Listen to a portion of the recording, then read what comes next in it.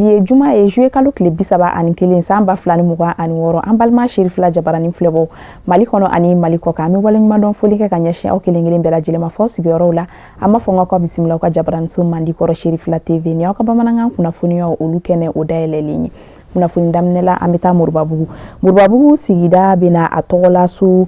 camancɛ kalanso kɛrɛnkɛrɛnnen o sɔrɔ ni an ko ma ko lycée public a baara birikiden fɔlɔ olu dara ka bɛn ni kunu alamisa ye juillet kalo tile 30 san 2026 ka sanga ni Mali sanfɛ kalanko n'a y'i ja Mali minisiri min ka baara ɲɛsinnen don kalanko ma ale yeli a kɛnɛ o kɔnɔna na. Sheri Fila Jabarani so tɔgɔ la Abdul Karim Sako fo ka taa se Seydou Ɲare ma olu de tun bɛ.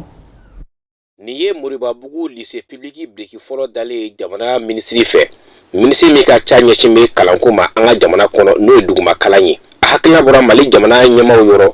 jamana ka se ka kalansow sɔrɔ yɔrɔ fantan naani bɛɛ lajɛlen n'o ye lycéw ye cogo min na jamanadenw bɛ se ka kalan kɛ nɔgɔya kɔnɔ. Moribabugu lycée public ni y'a biriki fɔlɔ dalen ye. Kilasi 16 o de bɛna ye lycée in kɔnɔ. Furakɛli yɔrɔ kelen ani bloc administratif kelen, bibliothèque kelen n'o ye gafew mara yɔrɔ ye ani laboratoire ne ye sɛgɛsɛgɛli bɛ kɛ yɔrɔ minnu na fo ka taa se subahana machine bɛ kalan n'o ye salle informatique ye ani ɲɛgɛn bloc 3 ni baaraw bɛna kɛ jamana fɛ ka fara lycée 8 wɛrɛw kan minnu bɛ ka kɛ jamana fan wɛrɛw fɛ. O lycée 8 cɛma fila baara u ko min ma lycée d'excellence n'o ye scientifique ta yɔrɔ ye. A baaraw bɛ ka kɛ jamana entreprise min fɛ o de ye ECGF ye. A baaraw bɛ kɛ a fɛ kalo 9 kɔnɔna na ka kɛ ni jamana ɲɛmaaw ka laɲini ye. N'ala sɔnna an b'a 9 mois kɔnɔna na an bɛ a délai la waleya an bɛ baara kɛ de sorte que délai ka se ka respecter parce que population mako b'a la on peut pas tarder sur ça. La population a besoin de ça. Population mako b'a la donc faamaw fana mako b'a la fo ka baara ka teliya surtout jeunesse ani mairie u k'an dɛmɛ an ka minɛnw nali kow ni c'est à dire gɛlɛya o gɛlɛya n'an y'a sɔrɔ n'an ser'u ma u k'an dɛmɛ pour que baara ka nɔgɔya an fana bolo pour que gouvernement ka se école-so sɔrɔ délai kɔnɔ. Projet Micra o ni jamana gouvernement u bolo bɛ ɲɔgɔn bolo baara kɔnɔ kalanso jɔli sira fɛ. Baara caman bɛ ka kɛ u fɛ kalanso jɔli la jamana fan yɔrɔ caman na. U y'a yira k'a fɔ Moribabugu ta in u kɔni bɛ ka kɛ baara wɛrɛw bɛ senna fan wɛrɛw fɛ. Laɲini kelen min b'a la o de ye jamana ɲɛmaaw ka hami ye jamanadenw ka se ka kalanyɔrɔw sɔrɔ bawo siniɲɛsigi o ye denmisɛnninw ye o tɛ sabati olu fana bolo fo kalanw ka kɛ. Baara mun bɛ ka kɛ a bɛ ka kɛ lycée Moribabugu mais Moribabugu kelen dɔrɔn tɛ parce que Micra chargé len don ka lycée caman jɔ. Bɛlɛko lycée b'o la Kiɲa lycée b'o la Konan b'a la Ningari b'a la lycée d'excellence fana b'a la n'o ye Nafaji ani Segu ye.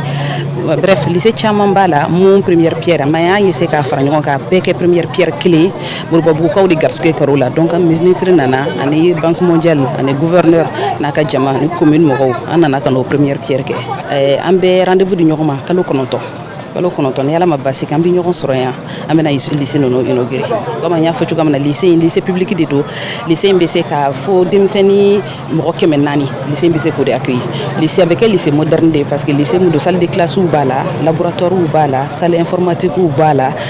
bref fɛn caman b'a la mun bɛ se ka baara nɔgɔya école maître bolo mun bɛ se ka to kalan yɛrɛ fana nɔgɔya denmisɛnninw bolo. Moribabugu lycée public musaka min bɛ don a da fɛ a bɛ taa sefa wari miliyɔn 720 n'a kunkan fɛnna jamana de b'a musaka bɔ ka fara dɛmɛbagajɛkulu ka dɛmɛ kan n'o dɔ ye banque mondiale ye. Duguma kalanko minisiri y'a yira k'a fɔ a bɛ nin biriki fɔlɔ da kalo 9 kɔfɛ a na segin ka na ka kɔn o ɲɛ a na taa ni ka segiw caya k'a lajɛ ni baara bɛ ka kɛ a kɛcogo la walasa a ka se ka laban ka bɛn a waati kofɔlenw ma jamanadenw ka se ka baara kɛ a kɔnɔ i n'a fɔ o laɲininen bɛ cogo min na jamana ɲɛmaa fɛ n'o ye général d'armée Assimi Goïta ye. An nana ka Moribabugu lycée public ka a biriki fɔlɔ k'a da o de bɛna da sisan mais o dali fana a bɛ lycée 6 ɲɔgɔn concerné ani lycée d'excellence 2 donc baarabaw de bɛna damina soni lycée Moribabugu ta o 9 kɔnɔ baara bɛ ban o délai de fixera an b'an jija an bɛɛ b'an jija en tout cas ne bɛ kɔlɔsili kɛ n bɛ segin ka na yan k'a lajɛ travaux bɛ niveau min na inchallah.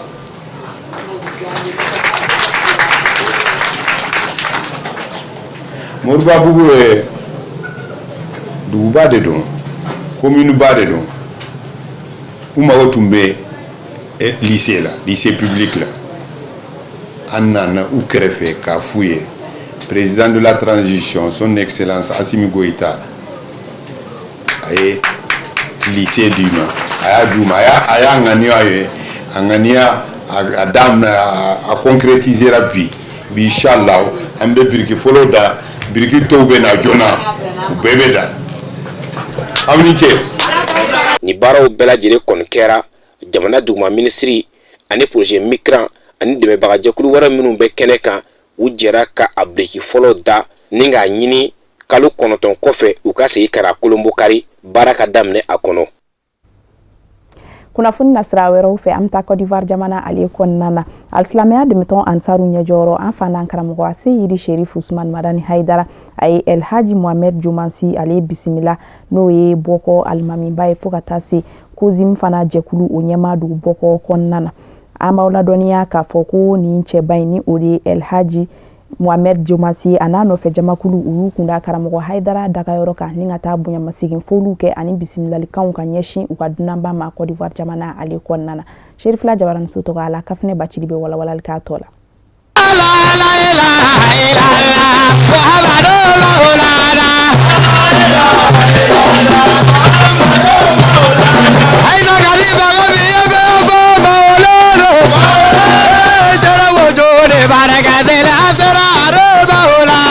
Une délégation bain mununu sembo ukono koro anya kunye El Haji Mohamed Jomansi Imam Bado boko kozim nyemodo aya kanu ana nofe jamaw ukana ziara bake alisilamaya demeton ansaru nyejoro bara mali silameton au conseil islamique du Mali manyama mali silame dine nyemko ka fara nyoko kanje kluba groupement des leaders spirituels musulmans du Mali manyama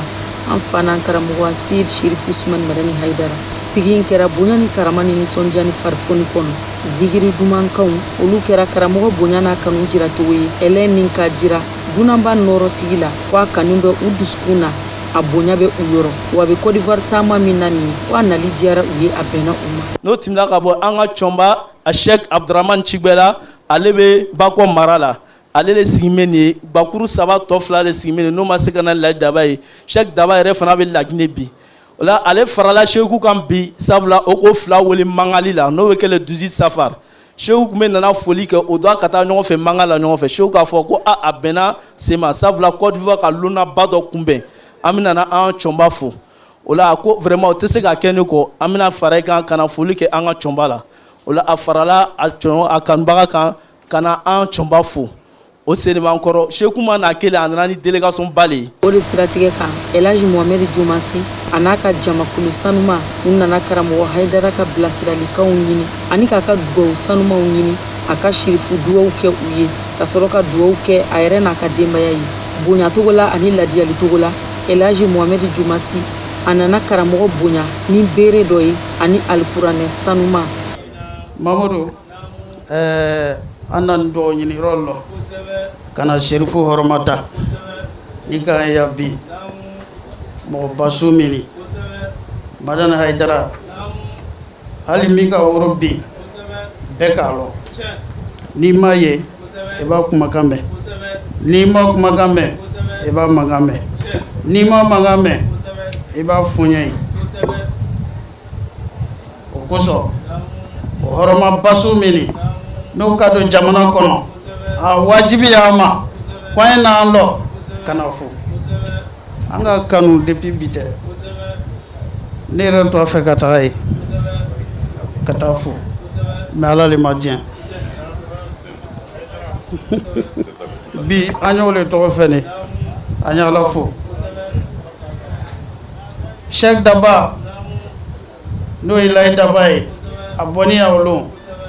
a tun ka d'an ye an bɛɛ kɛ yan mais Ala ma diɲɛ mais Ala diɲɛni l'o ma o le bi ye mais alhamdulillah dusukun tun bɛ yan farisogo le tun tɛ yan donc an nani kana fo kana zamzamiw fo ka duwawu ɲini a fɛ ka hɔrɔma ɲini anu mana duwawu kɛ ye mais an bɛ duwawu kɛ ye fana mun kosɔn duniya si jan ani kɛnɛya Ala y'o d'an ma n'ale ɲɔgɔnzu fila to ka sɔrɔ duniya kɔnɔ silamɛya tun bɛ bɔ nɔgɔ la sɛgɛsɛgɛ silamɛya ka bin a ka jahadi min kɛ ni mɔgɔ a ye fila tu sɔrɔla ten ka na o tun bɛ kɛ ko ba ye mais alhamdulillah ka seko kɛ a tun min fɛ jɔn ala fo o bɔra kɛ bi mais an b'a ɲini ala fɛ bɔda ɲuman k'ala d'a ma ala m'o kɛla o yɔrɔ kɔnɔ an nani kana fo foli do kɔnɔ Mamadou comme anu sabatini dalaluli kan ale do bemaja fene an nani kana o le dama o kɔfɛ gbere nana an bolo mi ye sunsun gbere ne tunka sunsun gbere bɛ wuli tunka o gbere dɔ le bɛ nin an nani kana o dama k'ayo k'a kɔsɔ gbere k'o la dalayilu kan bonya min an bolo o le bɛ n'a ka si ma ala lɔnya hakɛ to a la sali ala ma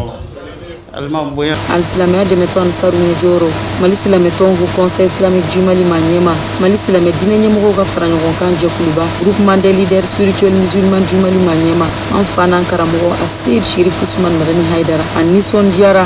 ni elaji mohamed jomasi n'a ka jama bisimilali a y'u fo ko koɲuman dɔn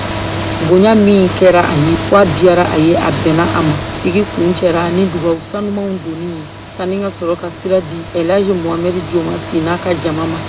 subhana rabbika rabbil izzati amma yasifun al mursalin walhamdulillahi rabbil alamin.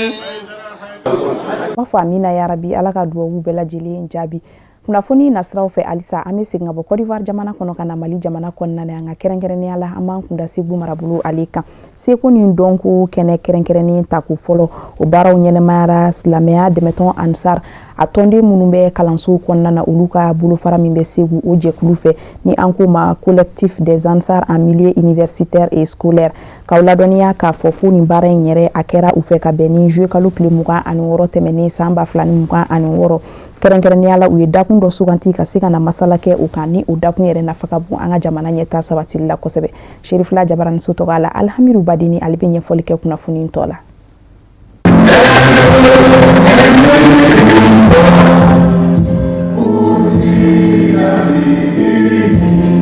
Jamana jɔnjɔn dali o de kɛra ka collectif des Ansar en milieu universitaire et scolaire Camus Mali a bolofara mun bɛ Segu o ka ni baara nun dɔn mun bɛ danbe yakubayali ko fɔ dɔnko ani seko sira kan kɛnɛ in a laɲini tɛ dɔwɛrɛ ka bɛn ani kelenya sinsin maaw ni ɲɔgɔn cɛ la k'a dɔn k'a fɔ an tɛ diinɛ kelen na o siratigɛ la wulikajɔ caman sigila sen kan ka kɛɲɛ ni nin don kofɔlen ye n'o bɛ défilé ko fɔ conférence Segu tariku kan sketchi fo ka taa bila fɔli ani dɔnsen caman na.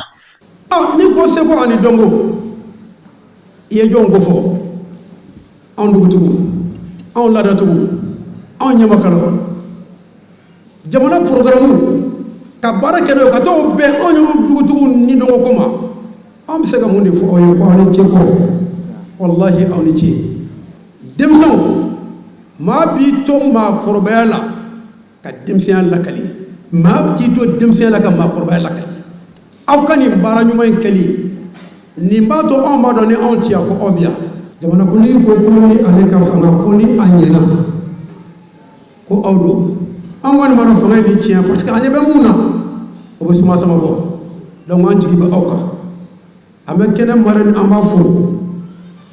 choix bɛna ale kan k'a fo ka taa n'u ka barika la o de la Segu yɛrɛ a filɛ ka min fɔ dɛ n'o ye an ka na ni tabiya ni laadaw ye ɲamakala de kun kɔrɔ ko danbe kɔlɔsiba danbetigi de bɛ se ka danbe kɔlɔsi a ɲɛna a tiɲɛna danbe yɛrɛ ye mun ye dugu dɔ tɛ danbe ye jamana tɛ danbe ye danbe ye jumɛn ye nin de ka ɲi Mamadu Suwali karamɔgɔ i la nin de man ɲi i la wa da de bɛ i la Mamadu Suwali karamɔgɔ o de kun ye ɲamakala ka baara k'o fɔ aw ye ka jatigi bila a sira kan i filɛ ka nin min kɛ e filɛ diinɛ baara min na n'i taara ye dɔngɔ la an b'a fɔ ko nin t'i ka baara ye n'i sera balafɔri la an b'a fɔ ko nin t'i ka baara ye o kumana danbe kun bɛ kɔlɔsi jɔn bɛ ɲamakala hali n'ale kun ti kodɔn ko kun bɛ minɛ n'ale ka ko hakilila ye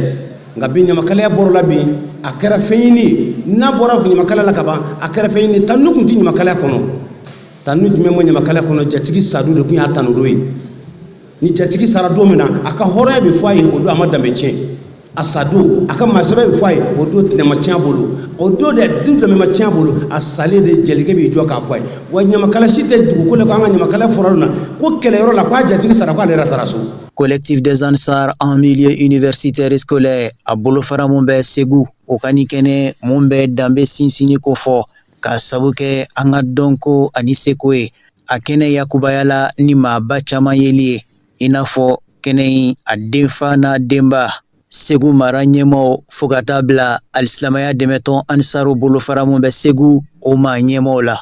Jama bɔra an ye weleweleda kɛ jama an ye jama bɔra ni yɛrɛ an ka programme ta k'a lajɛ i bɛ taa sɔrɔ an ye fɛn damadama sida la an da tɛna se o bɛɛ lajɛlen ma mais an bɛ bakurubaw fɔ n'o de ye an ye sigɛsiw labɛn a kɔnɔ ani défilé ethnique n'o de ye ka siyaw wele u ka n'u ka culture yira u ka n'u danbew yira o la initiative yɛrɛ talen an bɛ an karamɔgɔ yɛrɛ de fo n'o de y'a docteur Aseyid Serif Usman Madani Haidara sabula ale de kɛra ɲɛma ɲuman ye ale de kuntilenna kama an yɛrɛ sɔnna ka nin ye ka tugu a la vraiment nisɔndiya mun b'an bolo ka a lase Serifukɛ ma o de kun ye nin a sara tɛ an bolo o la an b'a a n'a ka denbaya bɛɛ lajɛlen fo nin waati in na a bɛ taama la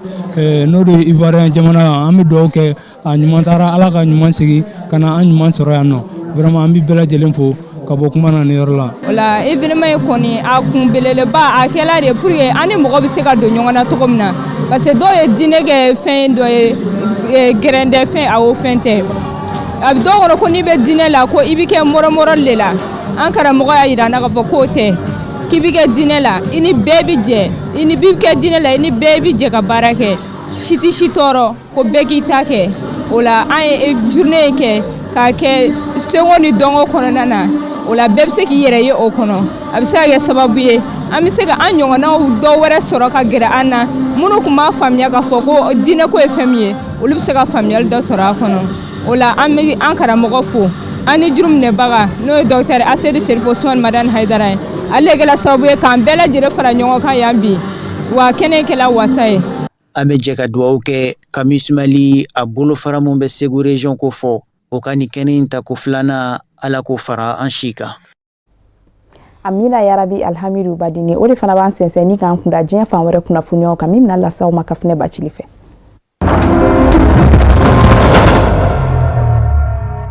Burkina Faso kunnafonidiso ɲɛnabɔ cakɛda a ye ɲangili amani dɔ bi Canal Plus kan nin y'a siɲɛ filanan de ye Burkina Faso ka ɲangili waleya ɲɛsin Canal Plus ma Burkina Faso bɛ ka Canal Plus jalaki kun min na o de ye k'a fɔ Burkina Faso jamana kɔnɔ jabaraniso minnu ni olu kan ka lasɔrɔ ka tɛmɛ Canal Plus ka décodeur kan ni abonnement banna ja tɔw tɛmɛtɔ ni ja wɛrɛw kɛra tigɛfɛn ye a man kan Burkina Faso jabaranisoba o jaw ka tigɛ a nɔfɛ nka a yera k'a fɔ abonnement bannen kɔfɛ jaw tigɛtɔ jamana jabaranisoba yɛrɛ jaabi tigɛ a nɔfɛ a bɛra ta o ni bɛnkan cɛ ka jan ɲɔgɔn na hali ni abonnement sarali banna ni ja tɔw bɛ tigɛ jabaranisoba jaw kan ka to yen jamana kɔnɔ jabaraniso o kan ka daga jamana kɔnɔdenw ye u k'u ɲɛ damu da n'o ye san'u ka abonnement kura tali cɛ ɲangili bere min dara Canal Plus kun Burkina Faso jamana fɛ kɛrɛnkɛrɛnnenya la autorité de régulation des médias burkinabé a bɛ tali kɛ sefa wari miliyɔn 200 la wa nin t'a siɲɛ fɔlɔ ye ɲangili bere ka da Canal Plus kun Burkina maa ɲɛmaw fɛ nin ye siɲɛ filanan ye filanan fariyara ka tɛmɛ fɔlɔ kan ɲangili fɔlɔ kɛra juin kalo tɛmɛnen wa o musaka kun bɛ taa sefa wari miliyɔn 50 la kabini ni san 2024 bɛnkan sɛbɛn tɛbɛnɔ bilala la Canal Plus ani autorité de régulation des médias burkinabé ni ɲɔgɔn cɛ bɛnkanw kɔnɔ kuma kun b'a peretere latigɛ k'a fɔ Burkina Faso jabaranisoba jaw o kana tigɛ jamana kɔnɔdenw na hali ni abonnement banna o kumana autorité de régulation des médias burkinabé a ka fɔ la ko bɛnkan min sigira u ni ɲɔgɔn cɛ ka tila k'a tɛgɛnɔ bila sɛbɛn fura kan ko bɛnkan in sɔsɔra Canal Plus fɛ ka da o bɛnkan sɔsɔli de kan Burkina maa ɲɛmaw u ye ɲangili bere susu Canal Plus kunna ni amandi bene y'a kan sefa wari miliyɔn 200. Ghana jamana kɔnɔ Ghana jamana gouvernement sɔnna laɲini min ma laɲini min ni a bɛna kɛ sababu ye ka dɔ fara jamana ɲɛmaa ka manda kuntagala kan n'i y'a ta k'a lajɛ Ghana jamana kɔnɔ san 4 manda o de tun bɛ jamana ɲɛmaa bolo o kumana jɛn kɛra ni o de laɲini ye sisan ka yira k'a fɔ manda ka bɔ san 4 manda la ni ka taa n'a ye san 5 manda la o kunnafoni dira Ghana jamana minisiri fɛ minisiri min ni o bɛ kirikow ɲɛnabɔ kabɛn ni alamisadon ye juillet kalo tile 30 jamana ɲɛmaa John Dramani Mahama san tɛmɛnenw na a kun ye kulu dɔ sigi sen kan o commission de kun ka baara bɛ ɲɛsin jamana sariya sunba sariya kisɛw olu lajɛli ni u kɔlɔsili n'u jateminɛli ma kɛrɛnkɛrɛnnenya la sariya sunba sariya kisɛ minnu ni olu donna ba la san 1992 san k'olu jateminɛ kokura latilen cogo bɛ a yɔrɔ minnu na ka jateminɛ ka yɛlɛma don olu la kan commission y'a laɲini jamana ɲɛma ka manda ka bɔ san 4 na ka kɛ san 5 manda ye o laɲini min kɛra commission fɛ gouvernement jɛra ni a ye o cogo kelen don wasabulon kɔnɔ wasadenw fana yɔrɔ dɔ bi fara wasadenw fana ka manda kuntagala kan ka kɛɲɛ ni san 5 manda ye i n'a fɔ komi yɛlɛma min donna jamana ɲɛma ka manda ko la ka bɔ san 4 manda la ka se san 5 ma san 5 manda kura min n'o bɛna ta ka don ba la Ghana jamana kɔnɔ k'o kɛ jamana ɲɛma ka fanga furancɛ ye o bɛna kɛ ka sanga ni yɛlɛma kuraw donni ye jamana sariya sunba sariya kisɛw kɔrɔ wa a bɛna kɛ sababu ɲuman ye jamana gouvernement ma u ka waati kuntagala jan sɔrɔ u ka fanga furancɛ la jamana marali baara bolodalen minnu bɛ u bolo u ka se ka o dangɛnɛmaya i n'a fɔ komi u sago la bari san 5 man dɔgɔ Ghana gouvernement sɔnna commission ka laɲini ma laɲini wɛrɛ da jira la commission fɛ o bɛ tali kɛ cɛbɔw ka kanbɔli ko u bɛ se k'u kanbɔ k'u si to hakɛya min na fɔlɔ cɛbɔw ka jamana ɲɛmaya ɲini si dɔgɔyalen tun ye san 40 nka commission ye laɲini kɛ yɛlɛmaka don fana na commission ye laɲini kɛ ni san 30 ye nka a bɛra ta hakilijagabɔw kɔfɛ bɛn kɛra ka k'a fɔ a ka to san 35 la cɛbɔ min b'a fɛ k'i kanbɔ ka kɛ jamana ɲɛma ye Ghana jamana kono i si dɔgɔyalen o ka kɛ san 50 o ka kɛ san 35 ye Ghana jamana gouvernement jɛra ni o ye hakili jɔra kalata dɔgɔdali kow fana kun kan bɛn kɛra ka k'a fɔ waati minnu fana dɔgɔdara jamana kalataw ka boloda ka bɛn o ma n'o dajira la commission fɛ gouvernement na o bɛ bɛn novembre kalo dɔgɔkun fɔlɔ ma kalataw kɛlen kɔfɛ o kuma na jamana ɲɛma ka forobasigi o bɛ kɛ ka bɛn janvier kalo tile 7 ma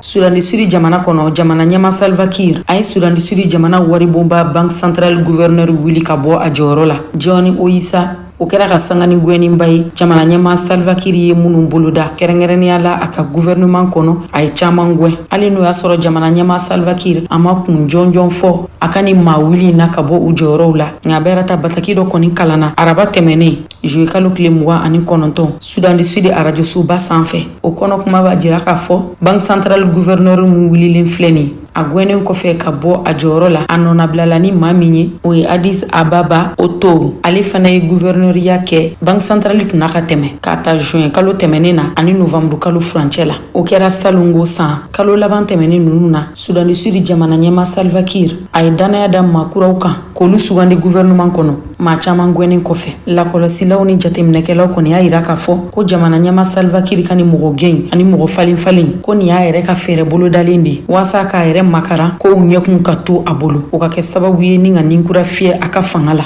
John Oyisa min gɛnnen filɛ nin ka bɔ banque centrale gouverneuriya la o kun delila ka o gouverneuriya kɛ ka tɛmɛ o lawulila ka tila k'a sigi kura ye de nin y'a gɛnko 2nan de ye a gɛnni min filɛ nin ye sisan danaya kun dara kan siɲɛ 2nan na ɲinan san daminɛ la nka wulilen filɛ nin ye tuguni o b'a yira k'a fɔ maa in tɛ dunan ye jɔyɔrɔ in na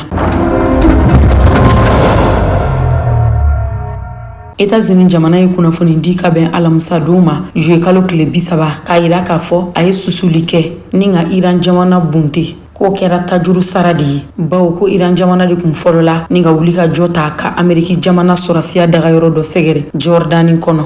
Ameriki jamana sɔrɔsiya ɲɛmaayaso commandement central américain olu ka fɔ la ko Ameriki jamana ni susuli kɛ ka ɲɛsin Iran jamana ma wa ko susuli kuntagala taara jɔ fo eri 2 bɔɲɔgɔnko la wa susuli kɛtɔ o ɲɛsin kɛra Iran jamana sɔrɔsiw dagayɔrɔ de ma kɛrɛnkɛrɛnnenya la u ka mugu jugu marayɔrɔ Ameriki jamana yɛrɛ ka laɲini de kun ye susuli senfɛ ka tiɲɛniba don Iran jamana kun ka ɲɛsin u ka mugu jugubaw ma k'olu bunte i n'a fɔ komi u ka bi tile mugu jugubaw misiliw ani drone mansimafɛn jole minnu fana bɛ u bolo n'u bɛ sɛgɛsɛgɛli ni jateminɛliw kɛ ni a ye u ka système de surveillance ba ninnu Ameriki jamana kun b'a fɛ ka nin bɛɛ de tiɲɛ l'Ameriki jamana ye nin wulikajɔ min ɲɛsin Iran jamana ma a kɛra ka sanga ni l'Ameriki jamana maa ɲɛma Donald Trump ka dantigɛli ye k'a yira k'a fɔ ko Iran jamana ye wulikajɔ min kɛ États-Unis jamana kama k'u ka dala k'a fɔ a tɛ to juru sarabali ye kɛrɛnkɛrɛnnenya la Iran jamana ye sɔrɔsiya dagayɔrɔ minnu bugubugu Ameriki jamana kɔnɔ u bagabagara k'a yira k'a fɔ ko Iran jamana ka sigi n'a ye ko tajuru sara bere bɛ farinya o de jaabi ye nin ye ta Ameriki jamana kɔni y'a yira k'a fɔ u ye fan caman susu Iran jamana kɔnɔ tajuru sara bere la tuguni Iran jamana fana seginna ka susuli kɛ n'u ka mugu jugu kura dilannenw ye kɛrɛnkɛrɛnnenya la misiliw k'a yira k'a fɔ u tɛna sigi ka États-Unis jamana fana lajɛ ten ni k'u bolo fila da u sen kan.